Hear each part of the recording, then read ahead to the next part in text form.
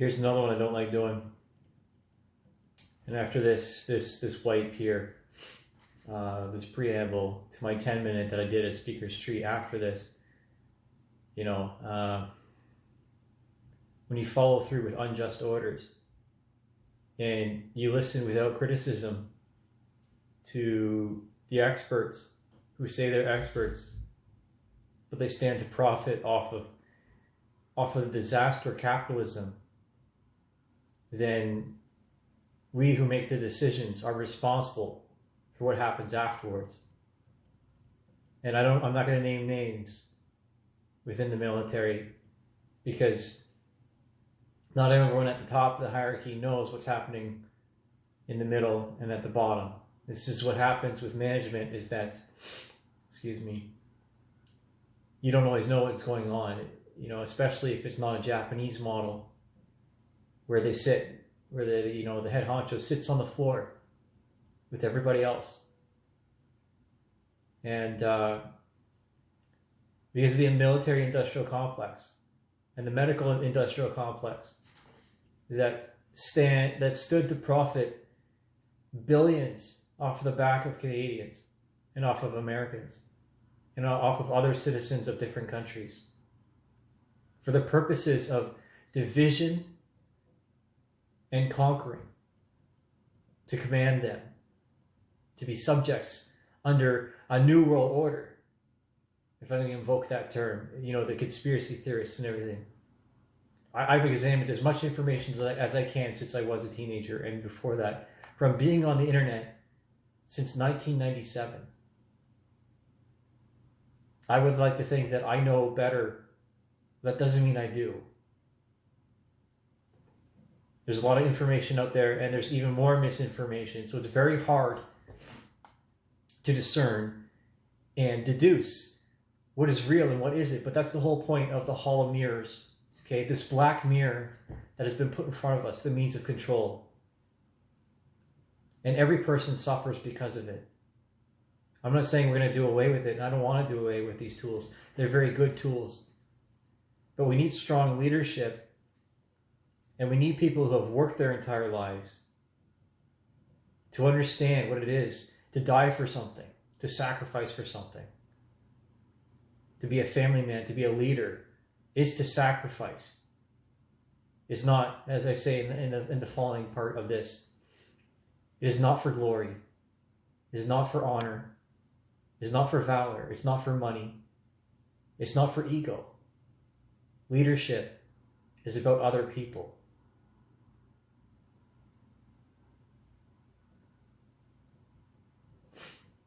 And so, you know, again, when we listen to history, there's a reason why the Geneva Convention was advented. You know, as it says here in Wikipedia, as much as Wikipedia can be trusted, there are 4 treaties and 3 additional protocols that establish international legal standards for humanitarian treatment in war. The singular term Geneva Convention usually denotes the agreements of 1949, negotiated in the aftermath of the Second World War, which updated the terms of the 2 1929 treaties, added 2 new conventions. The Geneva Convention extensively defines the basic rights of wartime prisoners, civilians, and military personnel, established protections for the wounded and the sick, and provided protections for the civilians in and around a war zone.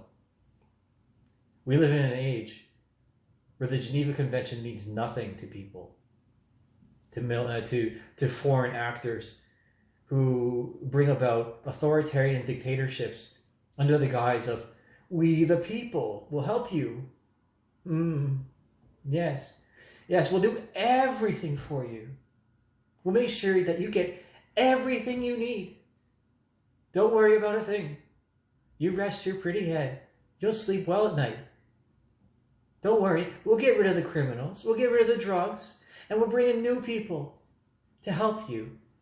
Because obviously the population is declining.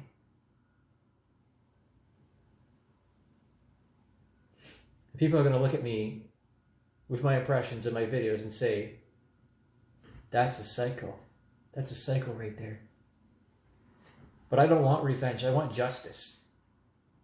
I want justice for the people that suffered and the young people that were tortured and manipulated, not only by senior and junior military officials within these youth programs, you know, who were corrupted by either propaganda or molestation, some sort of sexual assault, something that happened, some sort of trauma undealt with that they didn't address and that there was no support for.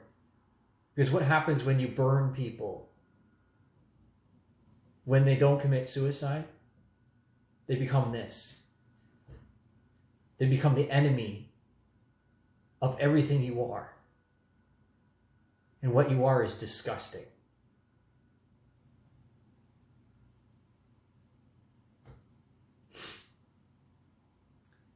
We have to learn our lessons from history and not to repeat them. Hence the history of propaganda. This is why I'm doing it. Because I've known so many war veterans. I've seen their wounds, you know, mentally and physically. I've seen disabled people. I've been around them for a very long time. And you might even consider me to be that too. The disadvantaged and so on and so forth. The marginalized people of society. Drug addicts. Homeless people. You know, prostitutes. People who didn't have any other option except to just do what they had to do in order to survive. I don't intend to repeat history.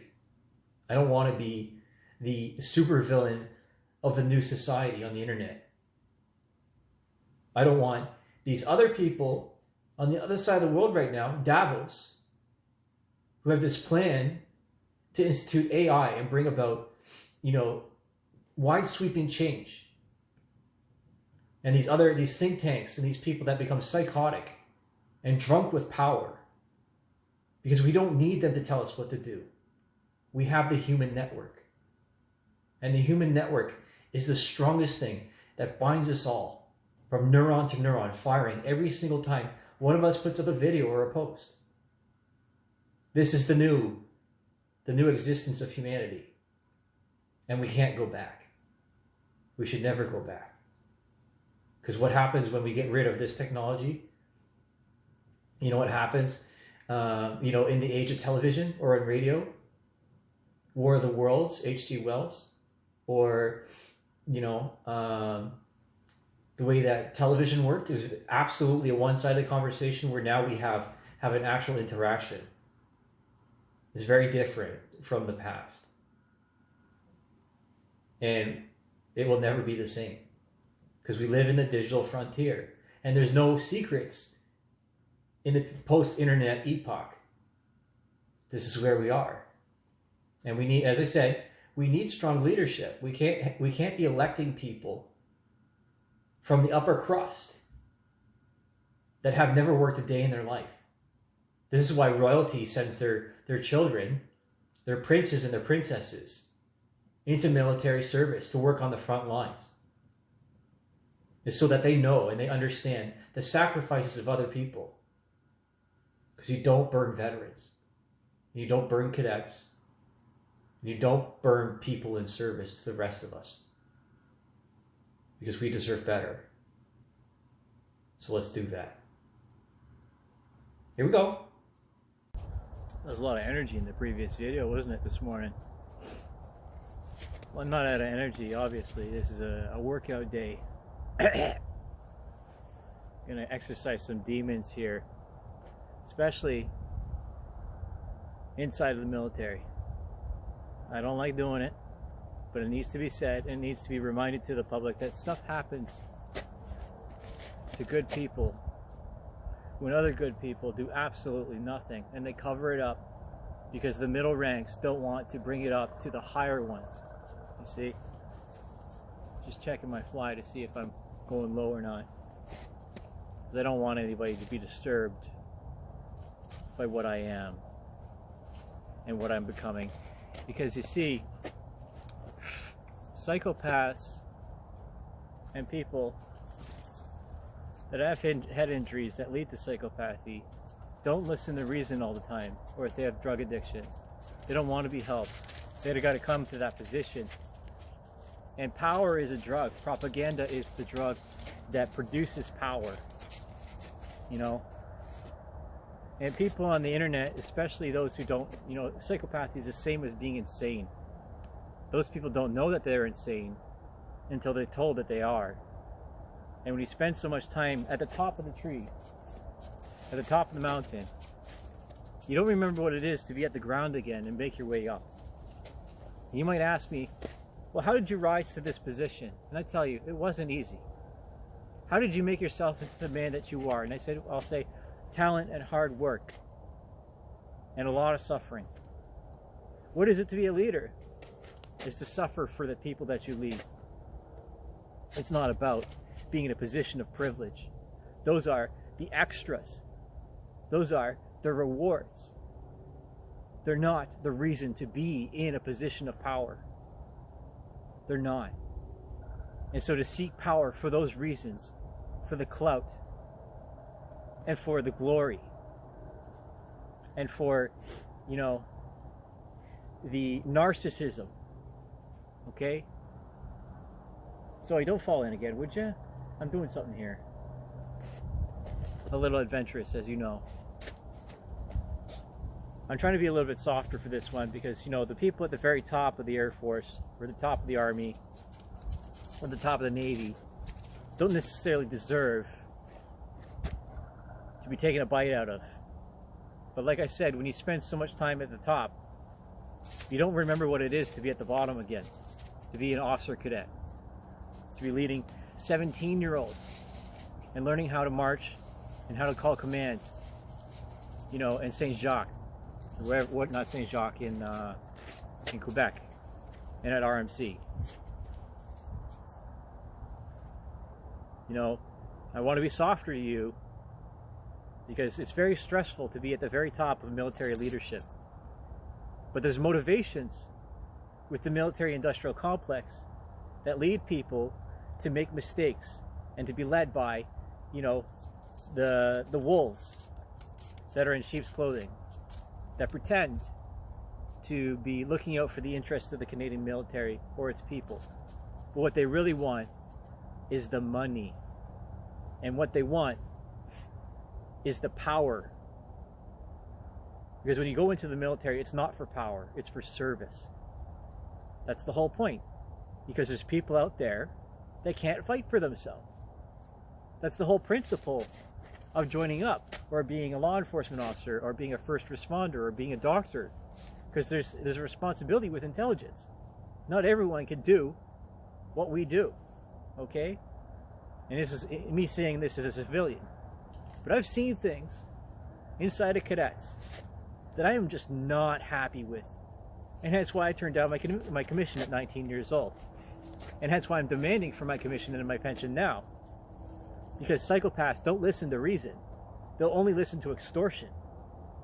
Because they believe that their position of power can't be undercut. That they're untouchable. But this isn't the case. White-collar crime didn't go away. It just became worse. And it became supported by this propaganda, right? And when you listen to politicians willingly and blindly and follow through with orders, I think you know what happens. You get discharged dishonorably. Or you go to the court, the international court, you go to The Hague. Like in the Second World War.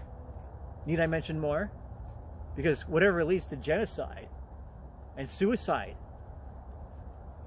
is murder by proxy. That was the declaration at the end of the Second World War. It hasn't changed. The precedent hasn't changed. It doesn't go away. You know, you can't just stand there and say, oh yeah, I did my service. Pay up. It's not like that. It's not like that at all. There's a reason why veterans commit suicide at a high rate. And why young people after COVID were also doing the same. Or anyone that was under financial pressure, thinking it was the end of the world. Because of propaganda. The power of propaganda, weaponized art, leads people to kill and leads them to commit suicide because of the drugs and the corruption of the mind and the spirit and of the culture. We do this in service to other people.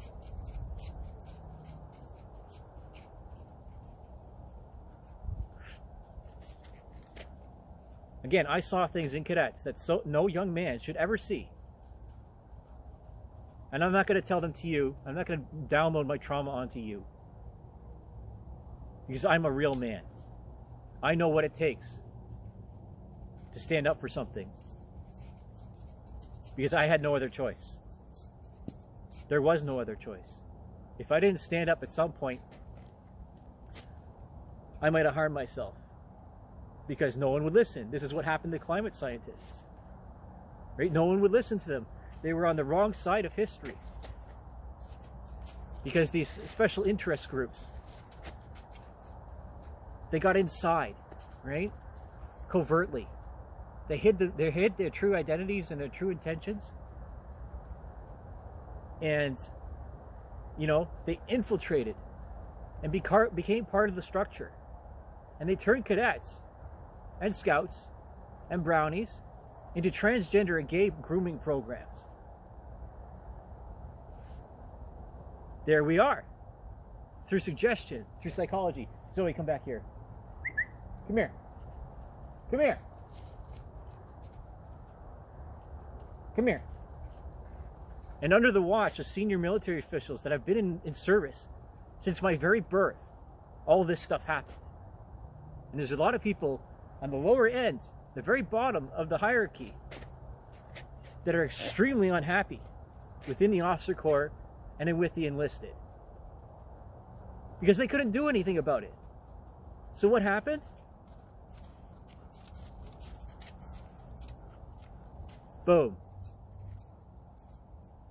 No more wars for bankers or the industrial military complex.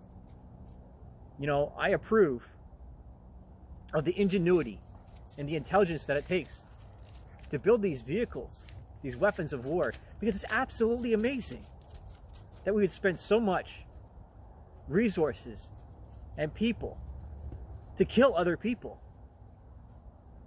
Because that's the thing, is that psychopathic people don't listen to reason. And I know our opponents in the current day, right now, they don't respect our leadership. You know why they don't respect our leadership? Because they're freaking soft. And they grew up in positions of privilege. And they didn't work their entire lives to be where they are. Come here. Stop it. Come here, now. Now. Come. Got to take care of this. I hope you take care of yourself.